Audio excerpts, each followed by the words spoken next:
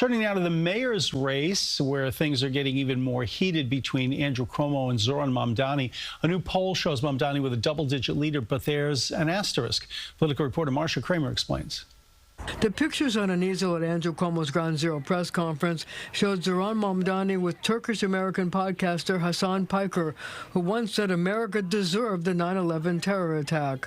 Those are amongst the most disrespectful, disingenuous words you could ever say to a first responder. Wendy Ireland Tortorici and her husband Sal, who has stage 4 liver cancer from his work at Ground Zero, dramatically endorsing Cuomo as the former governor began pulling out all the stops to duke it out with Mamdani with 8 weeks to go until Election Day. This isn't about politics. This is about character. But Team Mamdani was having none of it.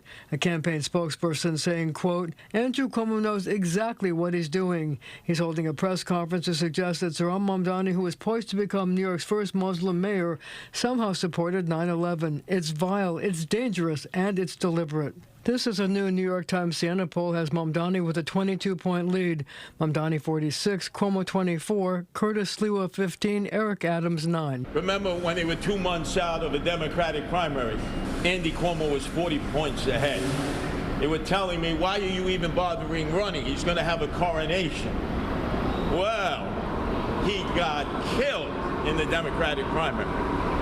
So I don't trust any of these polls. But in a head-to-head matchup, it was Mamdani 48, Cuomo 44, almost within the poll's 3.6 margin of error, which may be why, for the second day in a row, Cuomo insisted it didn't matter how many names are actually on the ballot. It's still going to be him versus Mamdani. Because people see who's viable and who's not, and they're going to be two viable candidates, in my opinion, and people will vote accordingly. Cuomo also held an emergency meeting with about 80 business leaders who say they're worried about Mamdani. So I'm here because Andrew is obviously the better candidate to be running the city. I'm very concerned that New York City is going to be decimated if the other guy takes office. Meanwhile, Mayor Adams insisted he's planning to meet with business leaders, too. We need to make sure that this city does not go into a state where decriminalizing prostitution, where we don't go into a state of emptying out Rikers Island. I'm Marcia Kramer, CBS News in New York.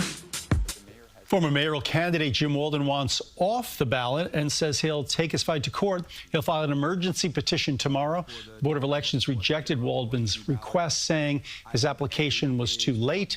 Walden dropped out of the race last Tuesday and says voters will be confused and lured to vote for him if his name remains on the ballot.